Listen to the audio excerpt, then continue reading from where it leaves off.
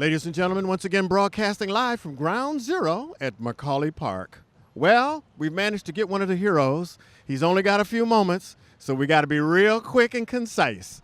Sir, what's your name? Matt Alba. Matt Alba. Who are you with? Today I'm with Engine Company 3, San Francisco Fire Department. Ladies and gentlemen, San Francisco Fire Department. Let's find out what he knows. What is probably the single most thing that you find in the fires that you fight in the Tenderloin? I mean, how much is it due to neglect, stoves, that kind of thing? Yeah, there's quite a few are caused by cooking. Cooking odors will set off alarms, which kind of get us. There is an element of negligence where people might be smoking while in bed, and then the cigarette continues to burn, and then we'll get clothes or bedding. We'll get that going.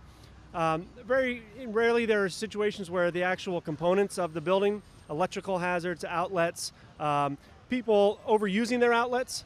A lot of these buildings were built, 1900s down here in the Tenderloin, and they're not set up to house the electrical loads of today's appliances, microwaves, flat screen TVs, iPads, cell phones, and a lot of times these small units only have one or two outlets.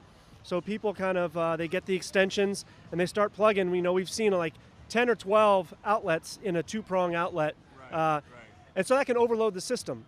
Because what happens behind the wall, you have the wiring, and if that wiring is old and the insulation over time breaks down. So the insulation's not doing its job, it can conduct the heat, and then you can get a fire in the wall. So a lot of the times the way our buildings are constructed, there are voids that go from the first floor up to the top floor undetected. So you can get a fire starting in that stage and then go up to the attic and then it starts going. So, and a lot of times that can be undetected. Right. And then we have, there's a lot of folks with mental health issues, and we've had a lot that fires that were set intentionally, some with the intent of harm for the other residents. So we've encountered that. We've encountered a apartment fire. I was up on Hyde a couple years ago where the individual set his mattress on fire, but he also barricaded his door with refrigerator, so it was very difficult for us to get in. Right. So we kind of try to expect the unexpected, and you can get the whole gamut. Well, let me ask you one more thing.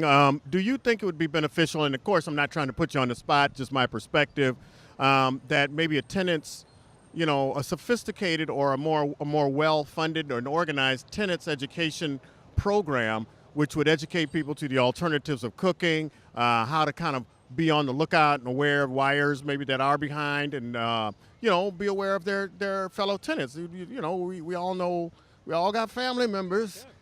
Yeah. This is a community, and regardless of a neighborhood you live in, you have a community. The San Francisco Fire Department has a fantastic program called NERT, Neighborhood Emergency Response Team.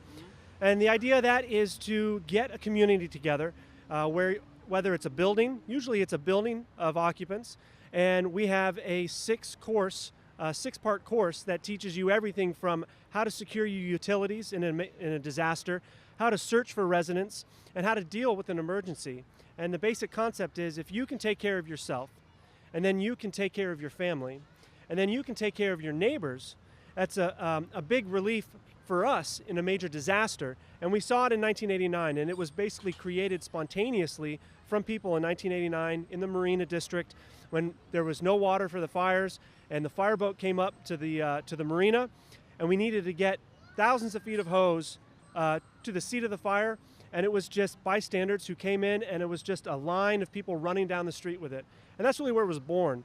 And I think people, human nature in an event like that, we naturally want to come together. But we have a program to teach people what to do when that happens. So it's like you're already ahead of the curve, and it makes surviving the disaster a lot better, because if you don't have to go into a shelter because you don't have any provisions or belongings, then that's the best. If you can stay at home with a kit at home with your own food and your own supplies, you're all the better for it. Ladies and gentlemen, check out the NERT program. And we want to thank this firefighter. Absolutely. And a soldier standing tall and helping us do everything we need. Thank you. Thank you.